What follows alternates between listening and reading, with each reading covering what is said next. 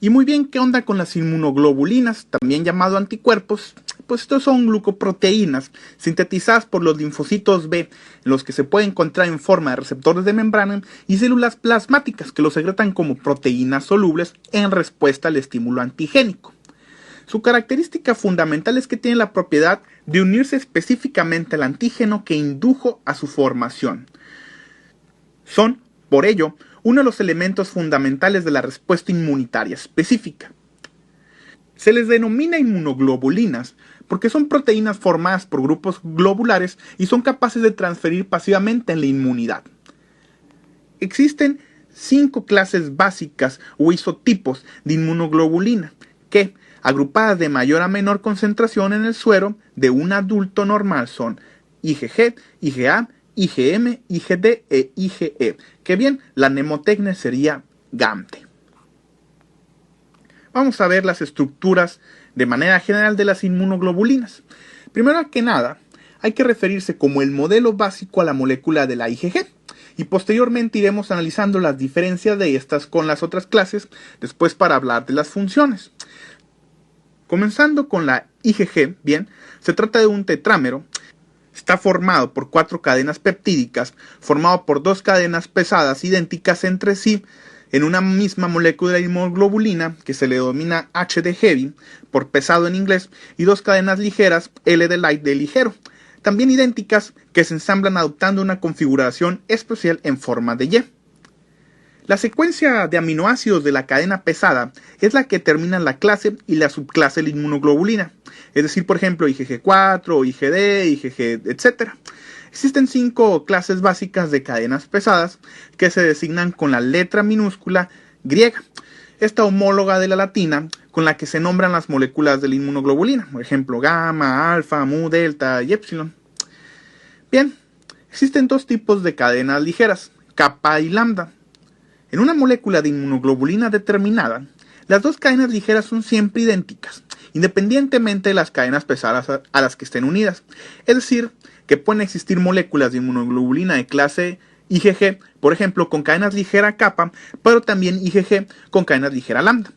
Y así para cada clase de inmunoglobulina. En fin, existe una gran variedad de subtipos de inmunoglobulinas. Cada cadena ligera está unida a una de las pesadas mediante enlaces disulfuro, y las pesadas también están unidas entre sí por puentes disulfuro. Estas uniones que se observan son enlaces covalentes que constituyen las regiones bisagra de las inmunoglobulinas, siendo estas las zonas más sensibles para la agregación enzimática. Las cadenas de las inmunoglobulinas, tanto pesadas como ligeras, presentan una parte o región variable en el extremo aminoterminal y otra constante en la porción carboxiterminal. Se nombran como BL y CL para las cadenas ligeras y BH y CH para las cadenas pesadas. Esta región variable es la que determina la especificidad de la inmunoglobulina por el antígeno. El conjunto de inmunoglobulinas de un individuo es capaz de reconocer millones de antígenos diferentes, pero cada molécula es específica para un único antígeno. ¿Cuáles son las principales funciones de las inmunoglobulinas? Bueno, primero que nada funcionan como enlace entre el antígeno que reconocen mediante la región FAP y la respuesta inmunitaria que se desencadena a través de la región FC, que puede interaccionar con diversos componentes solubles y celulares como los macrófagos y células natural killer a las cuales activa. Vamos a hablar de la unión específica con el antígeno. Este reside en el fragmento FAP en una hendidura que se forma en la conjunción de las regiones BH y BL, es decir, los dominios variables de la cadena ligera y pesada. El grado de complementariedad para el antígeno que presenta esta hendidura es lo que determina la especificidad del anticuerpo.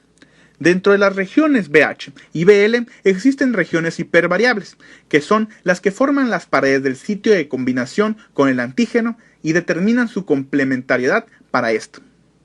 En cuanto a las funciones efectoras, mediadas por los dominios constantes de las cadenas pesadas, concretamente CH2 y CH3, que bien pertenecen a la región FS, las funciones más importantes son activación del complemento, unión a los receptores para el FC de las células fagocíticas con la que facilita la fagocitosis, unión a los receptores para el FC de los mastocitos, basófilos y eosinófilos, induciendo así su degranulación, y bien, unión a los receptores para el FC de la membrana de las células NK, Y bien, capacidad de atravesar membranas del organismo como la placenta en el caso de las IgG. Muy importante, clases de inmunoglobulinas. La inmunoglobulina predominante en el suero y en el espacio extracelular es la IgG. Difunde muy bien a través de las membranas y es también la que predomina en las secreciones internas. Es la única IgG que atraviesa la placenta. Y la IgG es la inmunoglobulina de mayor vida media.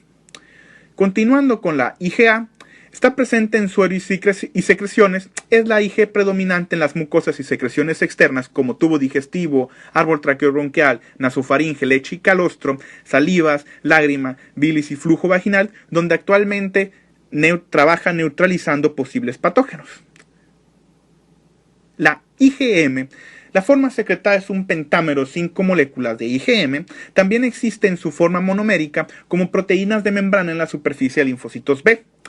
El carácter pentamérico confiere a los anticuerpos de clase IgM una gran eficiencia para activar el complemento y para aglutinar antígenos particulares, ya que al contener 5 regiones Fc, lógicamente son 5 veces más potentes que una forma monomérica.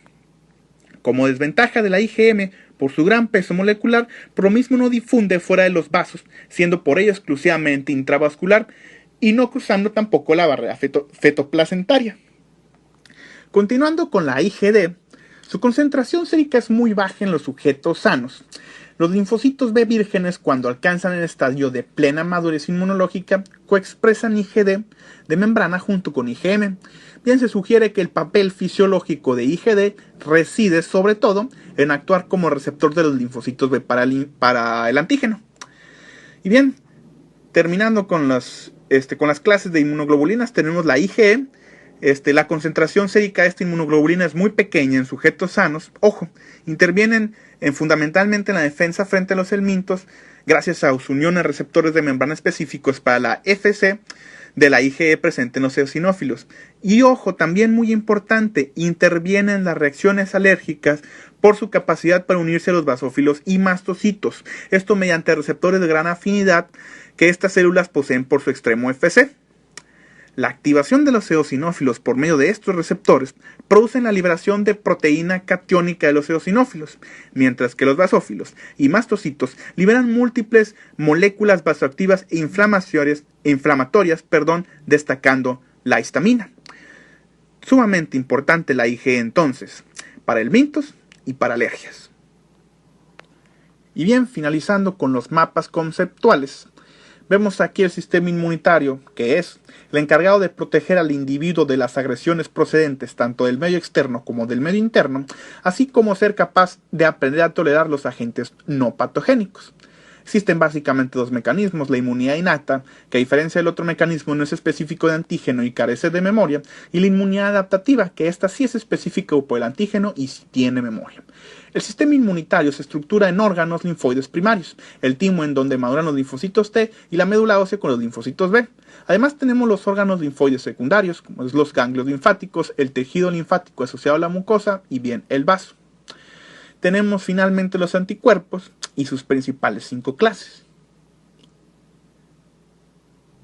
Y en este segundo mapa conceptual vemos el sistema inmunitario normal, el cual está formado por células y órganos, que son el timo, los ganglios, el tejido linfoide, vías neurales y redes endócrinas, y las células que son monocitos, macrófagos, linfocitos y granulocitos, como los neutrófilos, eosinófilos, basófilos y las células epiteliales. Y bien, el sistema inmunitario normal funciona con 1, la presentación del antígeno, 2, reconocimiento por linfocitos T, la activación de células TCD8 con activación de células B, anticuerpos y mecanismos humorales. Esto que se traduce en 1, respuesta de hipersensibilidad y 2, inflamación. Esto es todo por el momento de generalidades de la estructura del sistema inmune y los anticuerpos. Soy el profesor Sergio Trujillo. Esto es